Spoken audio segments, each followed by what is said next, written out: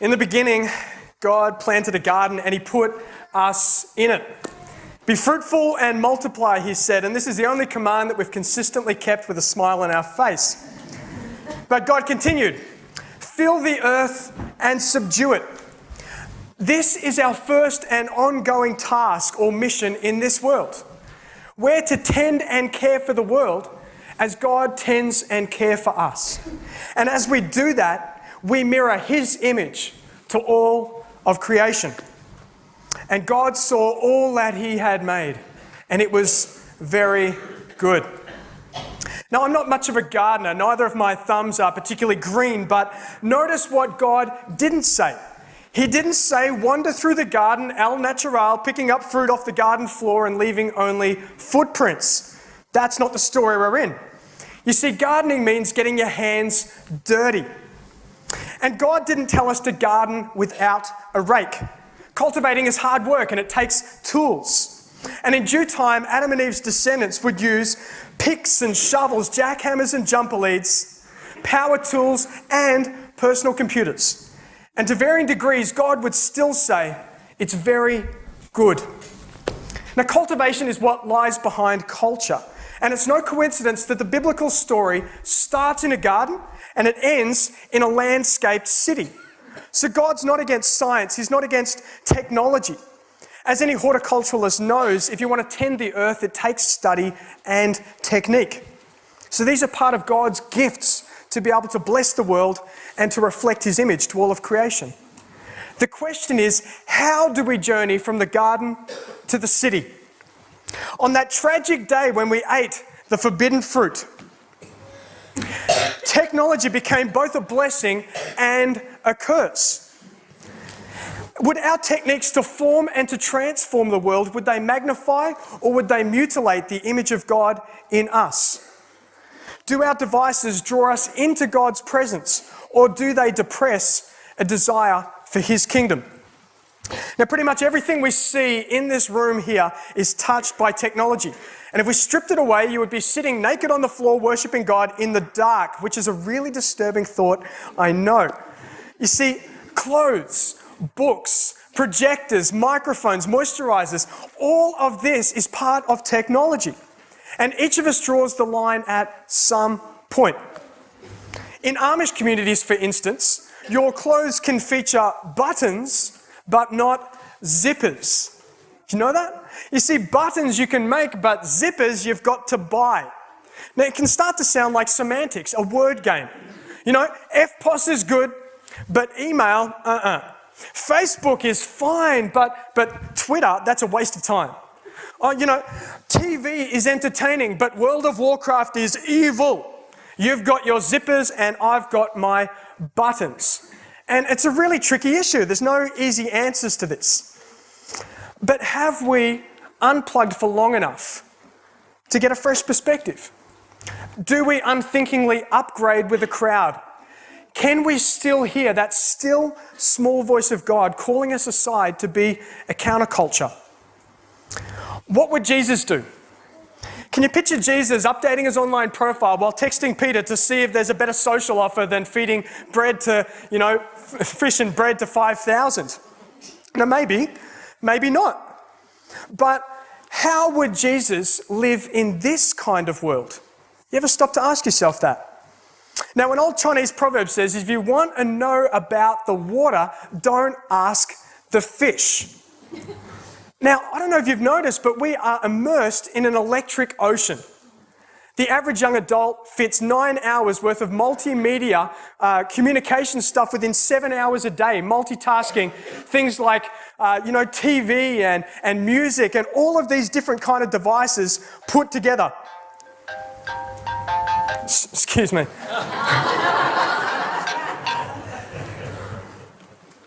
Yeah, hello? Dave! Is that Ryan? Dave, it's me, yeah. What are you doing? Mate, it's Sunday, I'm preaching. Where are you? I just have a question. You've got a question. What's your question? Am I sitting in the right place? I feel like I'm uncomfortable. Where are you? I'm right here. Oh, you are a clown. That's it, I'm out. Deepest apologies for my Canadian friend. Ryan says hi. Look, where was I?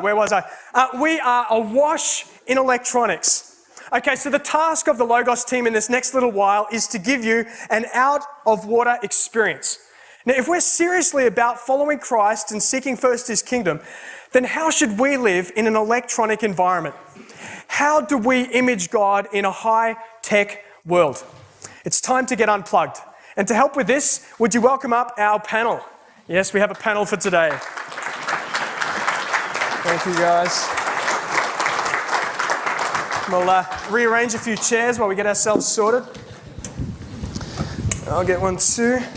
Now, this is really nice to not be alone here for a change, to have some company. So it's great to have you guys up here. And we've got a lot of variety in terms of our panel here. Now, this topic of technology is so huge.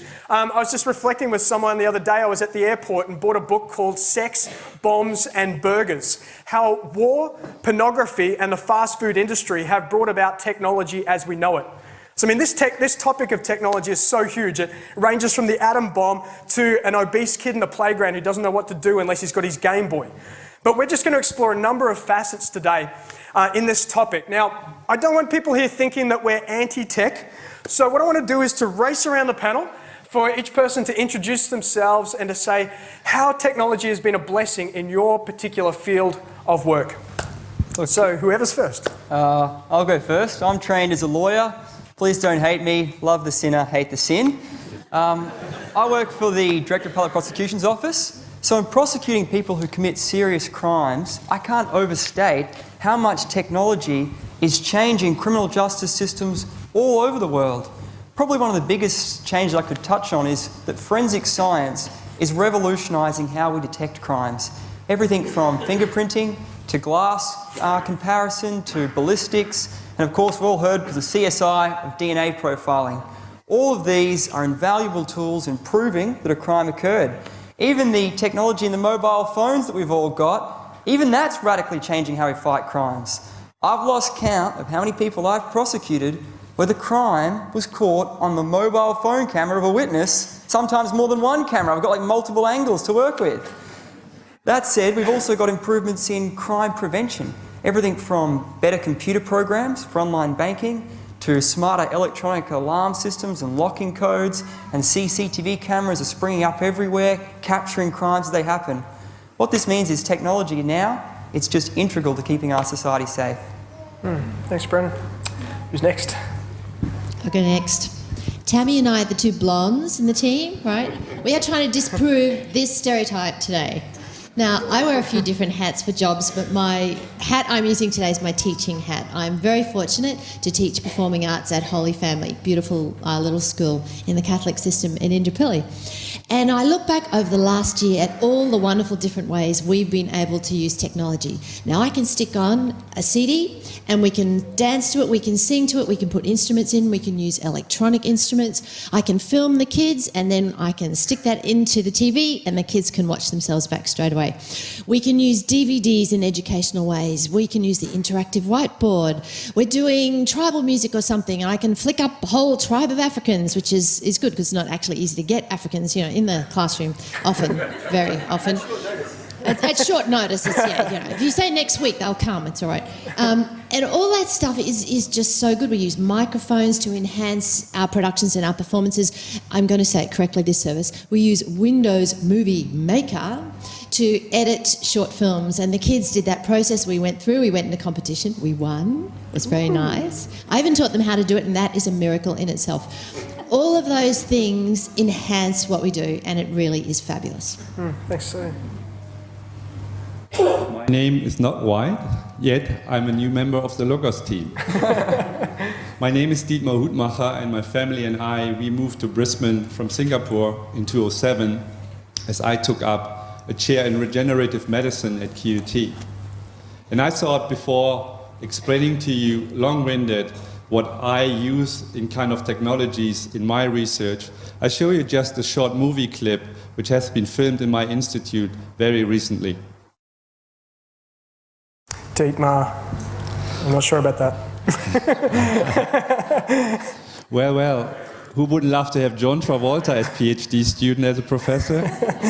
No, seriously, a number of the technologies which you have seen in this movie, Face Off, we use in our laboratories to regenerate tissues like bone, cartilage, and skin.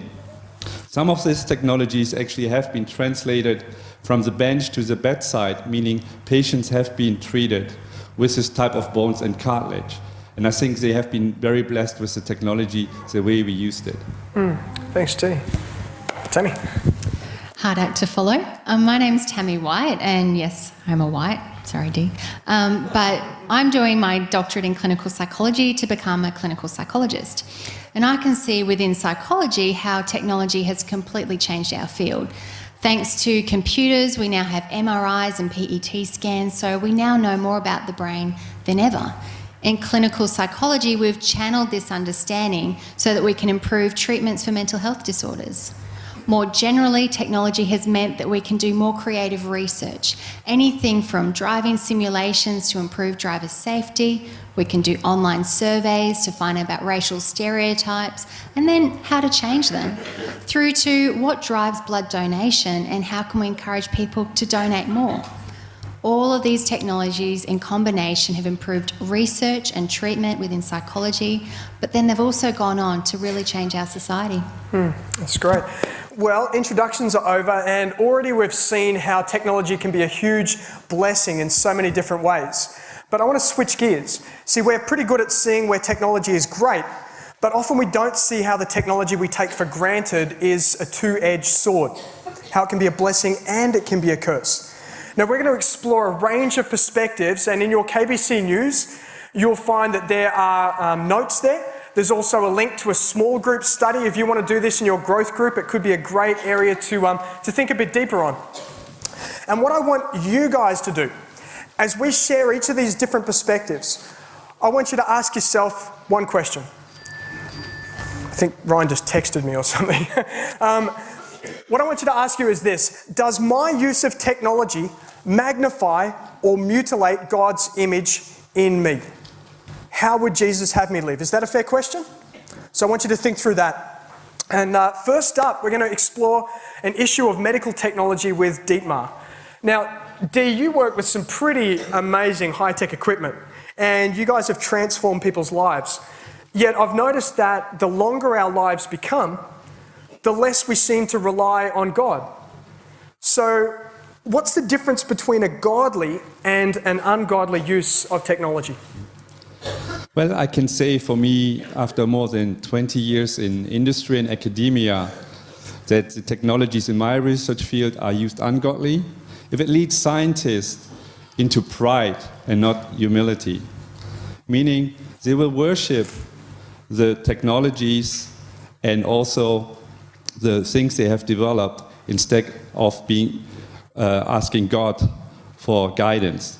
To give you an example, I can take your bone marrow, we can take the stem cells out, we can create scaffolds based on some of the technologies you have seen in the movie clip, combine this with a bioreactor, and we can regenerate bones, skins, and also tissue. On the other hand, I have seen this in Germany, where a German father got the regeneration of his new ear by using this type of technologies. But then we also have colleagues in the field who develop technologies and even business plans to clone brothers and sisters with the only purpose to have spare body parts in case their siblings get injured or diseased. So, where do we go from there? I feel personally incredibly blessed by God to be empowered to develop those technologies that I can change maybe a patient's life. At the same time, I'm fully aware that I'm walking at the edge by using my abilities and technologies if I don't have Christ's humility and the faith in Him. As a biomedical engineer, but even more important as a believer, I have come to the conclusion we can regenerate tissues, but only Christ can regenerate our soul if we have faith in the Creator. That's beautiful. Thank you, Dee. There's a lot of things that medical technology can do, but it's never going to defeat death. And I've seen so many people, Christians included, who have put all of their faith into a particular medical solution to their health problems, to their sickness. And they've never started to prepare to meet their Maker. Now, this is, as a personal reflection, this is so different to how it was with my Nana. When she discovered that she had cancer for the third time, she decided that it was time to stop fighting and time to start transitioning. And we had the privilege of flying down to Victoria, to Melbourne, and we sat with her on a hospice bed as she sucked in air with the last 20% of a lung that she had working. And we shared some incredibly special moments. We gave her a foot massage. We listened to a swooning concerto on CD. We looked at photos and we shared memories. And I think the most special moment of all was when we felt God call us to bring out a Henry Nouwen book and to explore how the way that we die is the final gift that we give to the world. And she was still. She was safe. She was totally at peace in the hands of her Maker. And, building character and dying well, it's Christ-like. It's a way to image God in a high-tech world, and a habit that I hope we recover. So thank you, Dee, for that. We might move on to Brendan. Brendan, it seems in today's tech-savvy world that we're constantly bombarded with information and we're drowning in noise from all kinds of media forms. Yet we worship a God who calls us away to hear his still, small voice. So how do we image God in this kind of world? Yeah, Dave, I think you're spot on. We live in a really busy, noisy, modern world.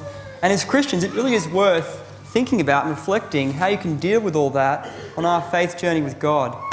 And sort of generally speaking, there are really simple and powerful things we can do to help deal with it. So just slowing down our lives, taking the time to really live and enjoy the moment, and just building margin into our everyday life so our plate's not sort of always full. In terms of staying connected with God, probably the obvious answer is just spending time with him. Perhaps in the early morning like Jesus did. That's a really powerful way to stay connected to the Lord. I know this year I was getting a bit stressed in my work life, and so I started getting up really early when it was quiet and just taking a single verse of scripture and just meditating on it. And I found for me that really helped sort of restore a feeling of balance before I began my day. But I sort of want to just land this with an example. And I'm going to use TV because I have a bit of a love-hate relationship with television. Mostly, I just love to watch it. And that's the problem. You come home from a long day and you just want to zone out and you say, I need this. And so when Tam and I got married in 2007, we decided, and it was a we thing, we're not going to own a TV. And we'll definitely review that decision as time goes on. But for the first few years of our marriage, we just wanted to be able to do things together, to be in a small group, go for walks, make a meal, talk, actually live a bit of life. And what we found is it's been sort of one less noise that's affected our lives, and it's given us a lot more time to do things. That said, I still do love to and watch television. In fact, I sometimes go to my mum's place just for that very reason. Now, a show I've seen this year is this great show where the celebrity chef Jamie Oliver, he's gone to the most unhealthy statistical town in America and he's taught them how to cook healthy food. Now, if I just watched that show and enjoyed it, I might be in danger of missing the very point it's making. Instead, it's completely transformed me this year. For the first time in my whole life, I'm learning to cook from scratch. It's becoming one of my favourite hobbies, much to Tam's delight, and I just love it. Now, here's the point. I'm not saying Christians shouldn't own a TV, and I'm not even saying that we as Christians can't watch some meaningless television programs now and again. The point, though, is this. We live in such an information-saturated society, there is a danger we can become spectators and not participants, that we can like watching something more than actually doing it. So part of the answer of living in this busy, noisy modern world is to be discerning of what we are doing. So using TV again as an example, it's just to go, okay, what am I watching? Is it suitable? Is it Christian? Is it sinful? And how much am I watching? Often people, they don't know. They add it up and it can be a big number. Well, Brendan, I can relate to this maybe with a story from my life. I had a most stressful time in Singapore when I was writing up my PhD and at the same time building up my lab. So I was working 10 to 12 hours in the lab, and at the same time, then I was writing 4 to 5 hours my PhD thesis. So when I came home late at night, 11 p.m., I would take my dinner in front of the TV and zap from channel to channel until I fell asleep. So after I submitted my PhD thesis in December 2001, the family and I, we went on a great holiday to Margaret River. But when we arrived in Perth at the airport, I all of a sudden felt a chest pain. It was going away, it was coming back, and so on. And even so, we had an incredible, relaxing time at the beach and the vineyards. The pain was coming more frequently. And at night, I couldn't sleep, so I went up, switched on the TV again. Then on Christmas Eve, I actually confessed to my wife that I was thinking I was getting a heart attack at the very young age. So we immediately drove to the emergency clinic in Margaret River. The Kiwi doctor gave me a checkup, and he said, "Mate, there's nothing wrong with your physiology, but you're totally messed up in your brain." That was a technical diagnosis. And he was right. So his prescription was, get a few books, no more TV, and guess what? No more chest pain. There you go. Good. We're clapping for reading. There's librarians around the world that are very happy right now. Thank you, Dietmar. Well, let's move on to a different angle on technology here. Sue, your family are involved in the entertainment business. You're very funny people and we love hanging out with you. And when Nikki and I went to your place for dinner, we noticed that you don't have a television. Now, this isn't Pick on Television Day because this applies to all forms of media. But it seems, look, some might think that's a double standard. You entertain, you make money off this, but you don't have a television. What's the thinking behind this? How do you use digital media in a way that works for you as a family? Okay. Yeah, I admit we are a bit odd. But we do use technology in lots of things. Like Rowan was really disappointed he couldn't be here today, so he made the clip that we used at the start of this session. Sometimes I would like more technology. Like 15 years ago, our toilet broke and it's still not fixed. We won't go there, but it's very disturbing to my soul. But we got rid of our TV before we had kids. In fact, a lot of people like to say that the reason we have 4 children is because we got rid of our TV. However, now, yeah, we won't go there either. Now, let me be quite clear. We are not the Brady Bunch, but not having a TV means there are a whole slab of fights we don't have to have. So, for instance, it's easier to get kids to the table to have a family meal or to do homework or assignments or music practice, things like this. And it just adds to the family harmony. I mean, besides, can you imagine our 4 kids trying to decide what they were going to watch? So we looked at our kids and we found that they were having to have new ways to look at the world compared to some of the kids that we noticed that were saturated with, TV and other things like that. So with our kids, they had to learn to entertain themselves, which perhaps is why they're unusual. But we noticed they had to become creative and active, to talk more, to engage with life rather than just watching it, flicker by. And the added advantage to that is there was less noise in the house because for those of you who have 4 children, you will know 4 children are noisy enough. It's not simple though. Nothing ever is. If the kids are being feral, it's a relief to stick them in front of the TV. And it's great to be able to watch State of Origin with a group of friends, except if Mick is in the room. And your downtime can be watching your favourite program at the end of the day. So we weighed it up, but we considered that we'd actually lose more than we gain if we got a TV.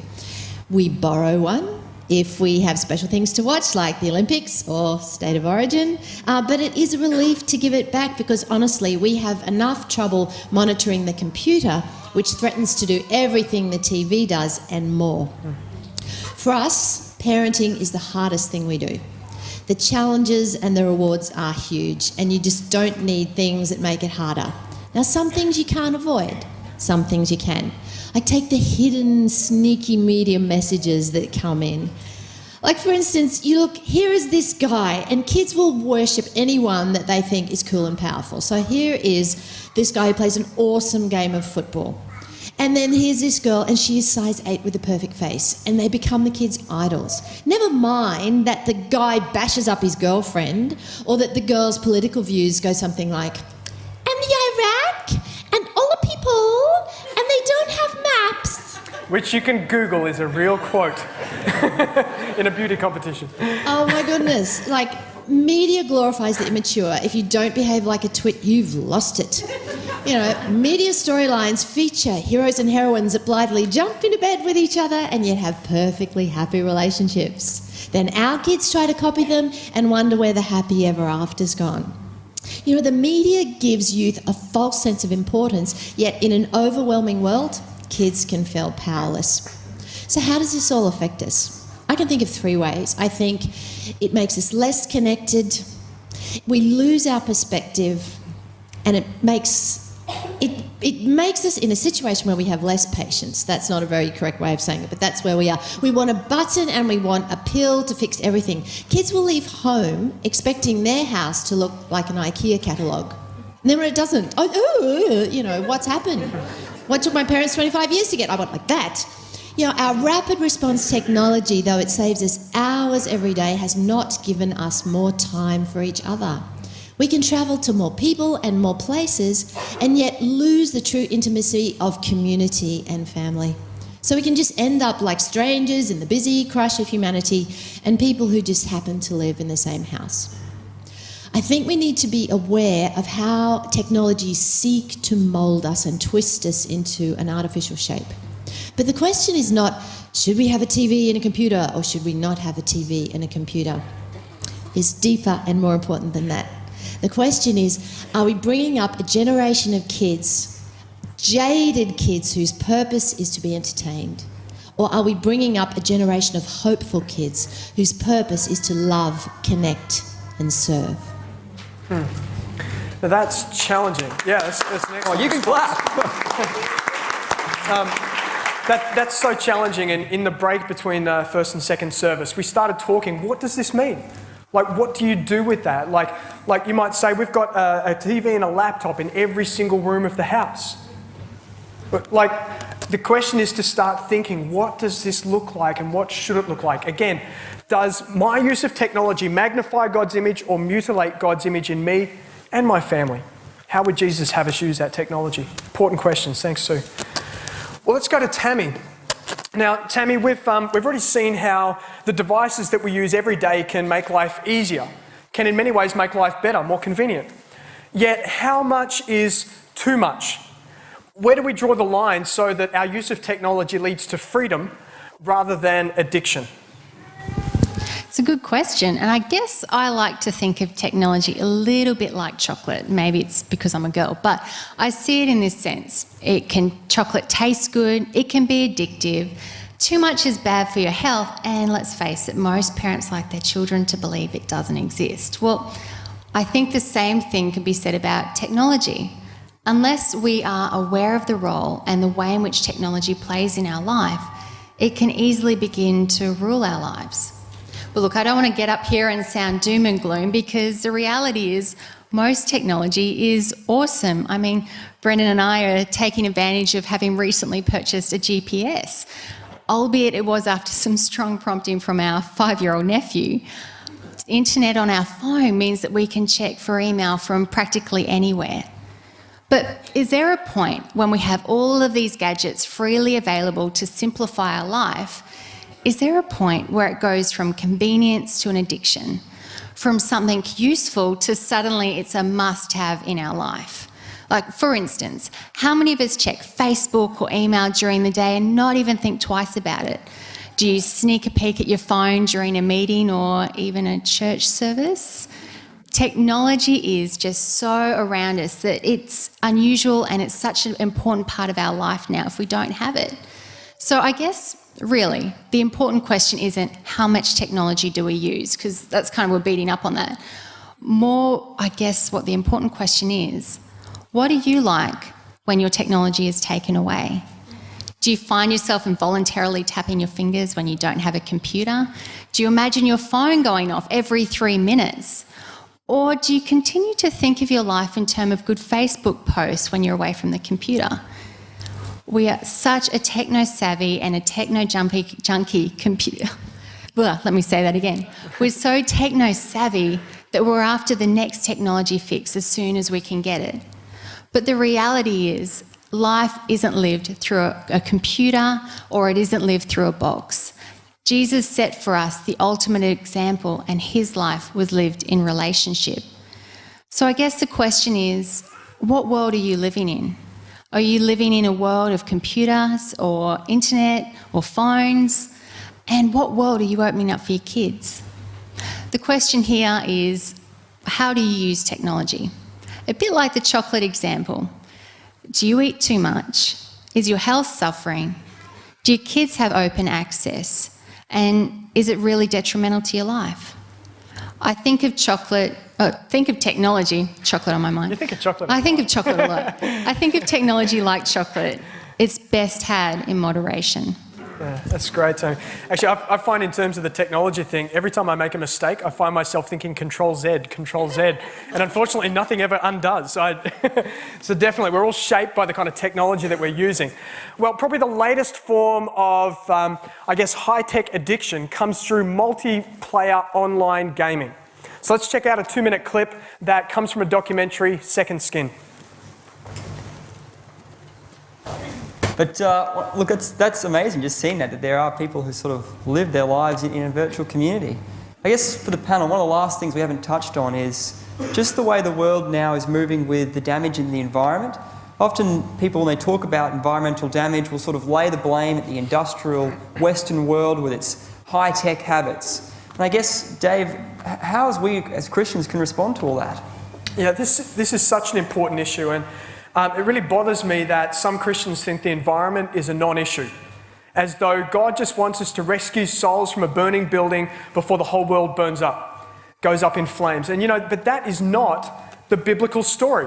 And if that's what you think the biblical story is, please come talk to me afterwards, because that's not how it plays out. I think it's a lot more like the Discovery Channel ad. I don't know if you've seen it, where it's got like these 2 astronauts floating in outer space, looking on with wonder at this beautiful blue planet. Kind of makes you want to break into song. I love the whole, and all the sights and sounds. That's it. Now, it's an awesome ad, and that's more where it's at in terms of the biblical story. God created this garden planet, and he put us there as gardeners to tend and to care for it. So if this world is falling apart, we've got to get our hands dirty. Weeding is part of God's work too. So how does this relate to technology? Well, 2 ways: wastage and want. Let's do wastage first. Now, in the West, we chew through a huge amount of energy. Just look around you at the moment, all the lights and everything else. Serves a purpose, but often we don't even think about it. Powering up our TVs, our cars, our stereos, our laptops.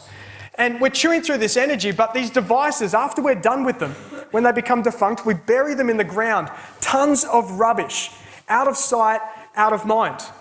Now, this causes problems, and these devices even have built-in obsolescence. What that means is that you've bought it, but within a short time, you're guaranteed to have to replace it.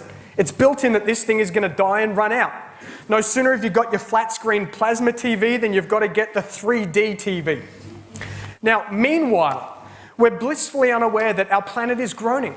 We're unaware of the deforestation, of the salination. We're unaware of the 800 species facing imminent extinction.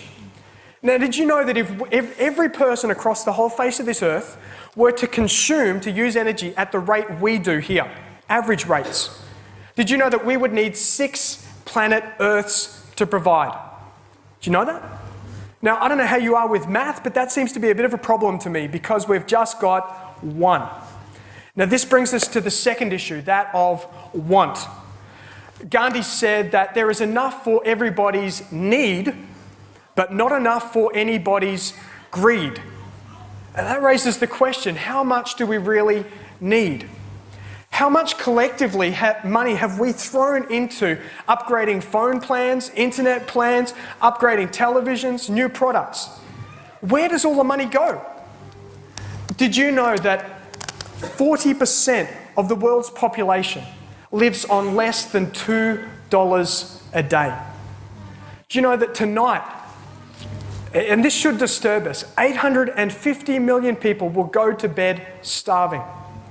Do you know that? So how should we respond to this? I mean, which is more important, to get a bigger TV or to sponsor a starving child? What would Jesus do? You know, happiness is not high tech. I can be content with or without an iPhone. Now, I don't know what this means for you. What it means for me is I had to face yesterday. I must have seen like a Fruit Loop in Trade Secret working out what I was going to buy and not buy. I had a little prayer time behind the counter and I took back 2 products and came out with 1. And Security. that's it. I thought I was stealing things. But what it means for me is before my next purchase, just talking to God about it. It's an act of worship. Do I really need this, God? And wait for Him to respond. Wait for that sense, that still voice within. Is this what I should be doing? We need to be asking these kind of questions. What does this purchase or that product cost the world as a whole? Not just what it does to me. Imagine a world where each of us ignored the advertising and instead we minimised our waste.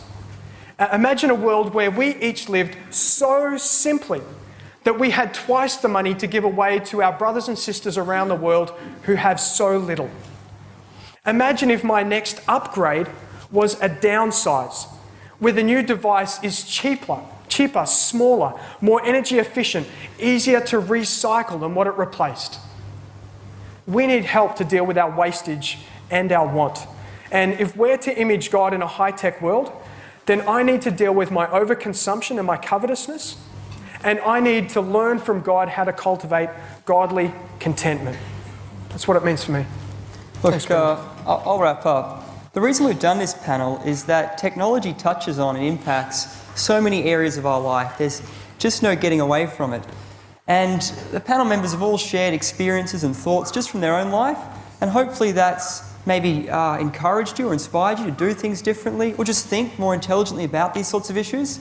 Because often when people talk about technology, 2 really extreme views can come out. One is to say, oh, it's really bad, it's ruined society, we should avoid it completely. But of course, avoiding anything like the Amish or those in the monastic communities do, that's not the right answer. Jesus said He wants us to be in the world, just not of it. And the other extreme is to say, oh well, technology is going to solve all the world problems. Like, we need 6 Earths, there's world starvation. Yeah, technology and science will fix that. We'll grow bigger, faster fruit. But the reality is, technology, it really can't solve all the world's problems.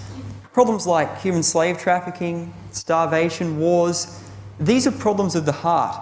You see, it's not cars or traffic jams that cause road rage, it's people. It's us and it's sin. And that means while technology may be able to help, ultimately Jesus will always only be the answer. Just want to go back to the start where Dave pointed out that it all began in a garden and it finishes in a city, and one of the reasons it does that is God's given us science and technology as a way of blessing the world and also as a way to glorify His image. And so for Dave, he said the key challenge is, and I really think it is how we're using technology magnifying or mutilating God's image in us? And you could put it another way, that in the final analysis, isn't the whole point of technology to improve our lives? And I don't just mean individually, our own personal enjoyment. I mean the things in life that really matter. Other people, our relationships with family, friends, with the world, and our relationship with God. So in a really practical way, I want to finish by sort of landing how you can evaluate your use of technology. Like, what tools can I use? And one of the ways we discussed in the last few months as we prepared this is using the fruits of the Spirit. We've all heard of the fruits from Ephesians: love, joy, peace, patience, kindness, gentleness, self-control. You can use those fruit to evaluate how you're using technology. You go, how do you do that? Well, let's take truth. You can ask yourself, am I being truthful in what I write in that email, the chat page, the blog, a text message, or anything? Because technology can allow us to portray ourselves in ways that are really less than authentic. Put a certain update on Facebook, upload some good photos, everything looks hunky-dory, but maybe you're actually really depressed and you need some friends to sort of reach out. So perhaps the answer then isn't then to get rid of or just stay away from the medium. The answer might be just to be refreshingly authentic and truthful in how you use that medium. Another example might be peace. Is my use of the iPhone, iPod, Nano, computer, home computer, laptop, radio, TV, is that making me more or less peaceful? Because hopefully we'll all our goal is to grow in the fruits of the Spirit. Our last one might be self-control. These are just examples. You know, is my use of technology making me more or less in control of myself? I know with this new GPS, and we've gotten rid of the Refidex, and we're applying the GPS, and I'm driving along, don't know where I'm going, and suddenly the screen changes, and I hear the words, recalculating, and I lose it, you know? So that's a good example where maybe I need to get rid of the nav man. But at any rate, these are the sorts of questions that can guide you in deciding, am I using this technology in a healthy way? Just using the fruits of the Spirit. Two more principles that I mentioned earlier might just be moderation and discernment. It takes sort of Christian wisdom to be discerning of what we're doing and what we're using. You know, we live in an information age where there's information everywhere, magazines, newspapers, radio, TV. It comes at us incessantly. It takes wisdom to know how much of that we should be tuning into. This message was called Unplugged, Imaging God in a High-Tech World. And that's the big, actual, practical, final challenge we want to leave you with. Maybe it's time for this week to get unplugged from some technology or media to allow God's image to gain greater resolution in your life. What we'd like you to do is prayerfully consider fasting for the week from some form of media, information or technology. Maybe that means giving up the computer or the internet or Facebook or reading the newspaper every day. I'll leave that between you and God. But we really want you to do that fast and take that time to spend with God. Just like when we actually fast from food, we have that extra meal time, maybe an hour or more a day. The idea is to use it to spend time with the Lord. So look, we'll leave it with you, but dial down a noise in your life this week and see what you can do with that time with God. We'll just close in prayer. Dear Lord Father, we just want to thank you for giving us this great world that just meets all our needs, that you've given us the ability to create more advanced technologies and that we can do amazing good with it. Lord, just help us keep that perspective. But also, Lord, this week, please reveal to us how we could just go without something to just spend some extra time with you and just show you that you're number one in our lives. And Lord, as we've heard this message, we just pray that through the week, you'll just speak to us about our own uses of technology, and if there's anything you want us to know, we just pray it will come out during the fast this week. Father, thank you for this great world. Thank you for our lives, and we pray these things in your Son's precious name. Amen.